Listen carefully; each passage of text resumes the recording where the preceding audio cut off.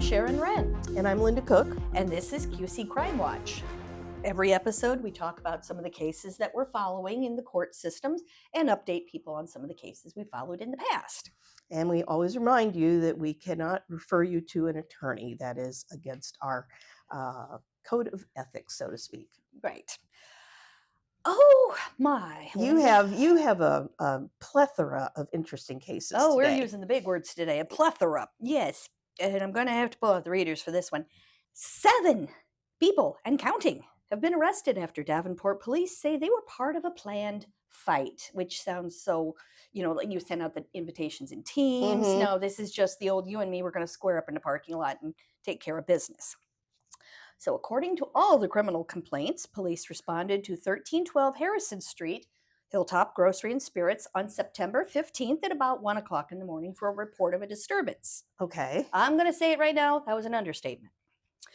Now, normally we don't say who was arrested first, but you guys are going to need the names. Okay. So, Danica Howard, age 31, Danny Howard, age 36, Diamond Howard, age 25, DeMarco Mosley, age 26, and Tyree Caswell, 24, all from Davenport, were arrested on September 15th. And the next day, Jerry Hayes Jr., 52 of Davenport, and Diva Shears, 29 of Bettendorf, were taken into custody. Okay. So now we have our cast. All right.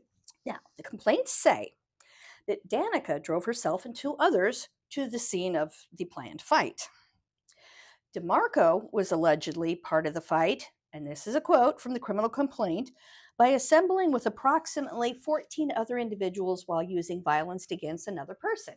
Okay. DeMarco, by the way, had a weapon in his waistband. Oh. And Danica, at one point, took a handgun from her pocket and allegedly fired a shot into the air in what is described as a reckless manner.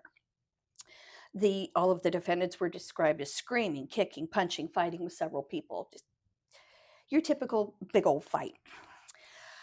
Now, Diamond is accused of driving to the scene and getting into a fight where several people were assaulted. Tyree was allegedly part of the fight too. And in the course of all this, one person was knocked unconscious. Oh. We don't know this person's condition. We just hope that they're all right. Okay, and you're getting all this from the arrest affidavits or complaints, whatever you want to call them. them. From all of these people. It was a job to put it together. Wow. Witnesses told police about a vehicle that the woman was in when she shot the firearm. Danny is accused of driving to the scene and threatening and assaulting and harassing the victims. Officers heard him threaten retaliation and try to start a new fight. Meanwhile, Danica drives away. Police pursue. She is accused of driving over 110 miles an hour at one point in a 35 zone and was going the wrong way on Locust Street. Oh, boy. Wait, there's more. Meanwhile, Mr. Hayes, the oldest of the group at 52, was seen on a security camera being assaulted. Oh. He was receiving the assault. He then is accused of chasing a co-defendant around to start a fight. Okay, now, Ms. Shears is accused of shooting a 9mm pistol into the air several times in a crowd of people. Some of the victims thought they were being shot at. It wasn't in the air, and they were afraid for their safety. She then allegedly used the end of the pistol to break out a passenger window on a car. And when police arrived, she also eluded them at high speed. We don't have the numbers. Okay. Okay. Here we go. Here's the arrests. Danica Howard was arrested and charged with felony rioting, felony eluding, and misdemeanor charges of driving the wrong way and person ineligible to carry a weapon, reckless driving, and reckless use of a firearm. She was released on a secured $11,900 bond and has a preliminary hearing on October 3rd. Okay. Danny Howard was arrested and charged with misdemeanor disorderly conduct. He was released on a secured $300 bond, and on September 16th, he pled guilty to the charge and was ordered to pay a fee of $105. Okay. Diamond Howard was arrested and charged with felony rioting. She was released on a secured $5,000 bond and has a preliminary hearing on October 3rd also. Mosley was arrested and charged with felony rioting and misdemeanor person ineligible to carry a weapon, perhaps because he had a felony or something. He was released on a secured $5,000 bond and has a preliminary hearing on September 23rd. Still with Yep, me? I'm following you. Okay, Caswell was arrested and charged with felony rioting. She was released on a secured $5,000 bond and also has a preliminary hearing on September 23rd. Hayes was arrested and charged with rioting. He was released on a secured $5,000 bond and has a preliminary hearing on September 25th. Shears was arrested and charged with fourth-degree criminal mischief, intimidation with a dangerous weapon, and rioting. She was released on a secured $25,000 bond and has a preliminary hearing on September 25th. And this is one incident. One incident. Okay. And two clusters of arrests, I suppose we Right. could say, within Right. about 24 hours. And since there were, the one complaint said somebody was fighting with about 14 individuals, we might be seeing more arrests. I was just going to say that doesn't add up to 14. No, so, no, okay. no. So we're following this Okay. case. This is just too crazy, too wild. You know, it seems like in the heat of the moment, someone could have been terribly injured in this. Right. So I think this is probably the least that could have happened. Yes. Wow. There weren't any reports. Well, the person was knocked unconscious, so they were probably hospitalized. But other than that, there were no, other reports of injuries. Broken bones or broken anything like bones, that. yeah. Well, you have a lot to follow up on in Yes, that one. ma'am. This is a follow-up story too. In connection with a fatal Davenport crash in August, a 19-year-old Davenport man has been arrested and charged and was in custody earlier this week. Cason Sumter was in Scott County Jail. And according to a news release and according to court documents, he was the driver of an SUV involved in a crash with a motorcycle. And among the charges, and I won't read them all, he faces homicide by vehicle, reckless driving. So the incident remains under investigation still. Now, this happened on a Sunday, August 3rd, shortly before 3 p.m., and I happened to be there. I got a call from somebody who was in the area, and so I drove down there, and I saw, and if, on ourquadcities.com, you can see video of the crash. You can see photos of it. Emergency responders went to the 1600 block of West 8th Street for an SUV motorcycle crash. Police say that the bike was headed east on 8th Street when it was struck by an SUV headed north on Madison Street. Sumter, who was the driver and only occupant of the SUV, was taken to a hospital for non-life-threatening injuries. But John C. Coons of Davenport, 49, was on the motorcycle, and he was transported to a local hospital and died there from his injuries. So, Mr. Sumter was being held on a secured $11,500 bond in Scott County Jail, and his preliminary hearing is set for September 25th in Scott County Court. So this is another story we will continue to follow, most of which we can do through documents. Right. And that's what we do. We keep checking on them until generally we get a sentencing hearing or until a jury trial is set. Right.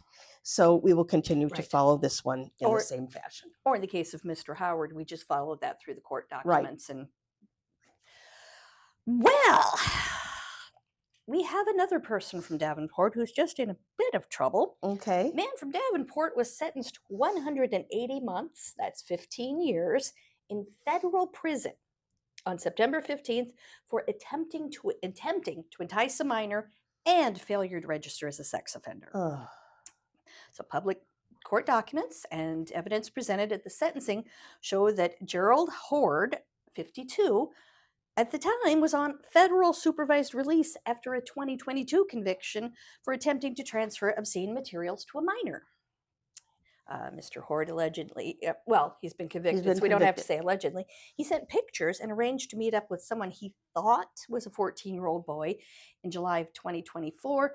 They were going to meet at a Davenport movie theater, and he said he wanted to engage in sex acts with this child. However, law enforcement officers approached when he arrived at the movie theater. He told them he planned to meet the 14-year-old boy and that they had discussed sex. His cell phone was seized, and they got a court order, a warrant, and searched it, and found evidence of internet identifiers, including Facebook and Grindr accounts, which he failed to register as required by the Sex Offender Registration and Notification Act. He must serve a 10-year term of supervised release after his 15 years in prison, because there's no parole in the federal system. His supervised release for the previous conviction was revoked, and the court sentenced him to 12 months in prison, concurrent with the 180-month sentence. So in plain, ordinary language, everyday language, this was a sting, Yes. right? And Yes. there was no 14-year-old, and he did not know he was communicating With officers. with officers. And I was not aware that when they talk about registering as a sex offender, I thought that meant you had to keep your current address with them and your phone number and maybe your employer. I didn't know you had to tell them you had Facebook and Grindr and, I don't know, TikTok and whatever. But so yeah, that's part of it. That's part of it. Okay. I learned a thing today. Okay. Well, maybe. Wow. I did too, Sharon. That's wow. Interesting that it was a sting. And you wonder who else was out there. You know, these stings bring a lot of people in. Right. So I always wonder who was else? missed. Right. This is after an incident in Davenport. A 19-year-old West Des Moines man faces felony charges. Now, this is going to raise more questions than it answers. It's a very brief, very short description of a crime. Timothy Wilson Jr. faces charges of trafficking in stolen weapons, first offense, interference with official acts, firearm, and dominion control of a firearm, offensive weapon by a felon. This is about 10:30 p.m. Saturday. Davenport police conducted a consensual encounter, and that's the exact verbiage from the complaint, with 3 men in the area of the 600 block of Marquette. Wilson had a black Glock 42 .380 reported stolen out of Des Moines. And affidavits say Wilson resisted the fully uniformed officers at the scene and ran off with the gun. This is taken directly from the verbiage in the affidavits. As Wilson took off, the mounted laser on this gun was pointed at the peace officer's chest. That show Wilson was instructed multiple times to stop and disregarded all commands. So he was caught, apprehended. I don't know how, and I don't know, that detail is omitted from the affidavit. Right. Wilson was being held Sunday on a cash-only $15,000 bond in Scott County Jail, and he's scheduled September 23rd for a hearing in Scott County Court. All of our people are on the 23rd or the 25th. Yeah, there's a lot That's of crazy. people scheduled for those dates. That's so funny. Now, you might ask me, what was he doing Yes. in Scott County? I don't know. How did he get the gun? I don't know. Because Des Moines is about roughly 3 hours west Right, of here. right. So, But then there's West Des Moines, and I think they're 2 different municipalities. yeah. So we'll have to follow documents and perhaps go to a hearing or two Right. to unravel this one. But I thought it was very interesting that gun was pointed at an officer. I think we forget during these, I will call them skirmishes, whether it's 7 people or 14 people involved in a fight or 1 person with a weapon, how deadly these things can become. Right. Very quickly, it can just turn. Right. So I'm glad everybody is okay. Yes. Everybody. And we'll see how these play out. And that's all the time we have this week. We certainly used a lot of it with all We these did. people. Please keep your cars locked, your doors locked. Yes. And we will see you next time.